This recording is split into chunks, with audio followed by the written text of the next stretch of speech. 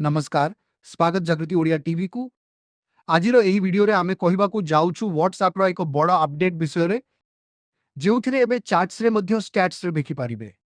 चलंतु जानिबा संपूर्ण खबर। तेबे व्हाट्सएप एहार व्यवहारकारी अभिज्ञता को उन्नत करिबा पई एक नूतन डिजाइन उपरे काम करूछि। सूचना अनुसार आपरे स्टेटस देखा जिबार उपाय संपूर्ण परिवर्तन होई पारे। एही नूतन परिवर्तन चैट्स टैब रे सीधा सड़क स्टेटस अपडेट देखिबा उपरे ध्यान देबो, जहाद्वारा व्यवहारकारी को बारंबार टैब बदलाइबार आवश्यकता पड़िबो नाही। एही नूतन वैशिष्ट्य माध्यम चैट स्क्रीन उपर एक भिन्न सेक्शन रे जोड़ा जाई पारे, जेउठारे आपणक कॉन्टैक्ट्स लाटेस्ट स्टेटस अपडेट देखा जिवो। यूजर्स चैट लिस्ट तळकु टाणी एही अपडेट्स को सहजरे देखि पारिबे।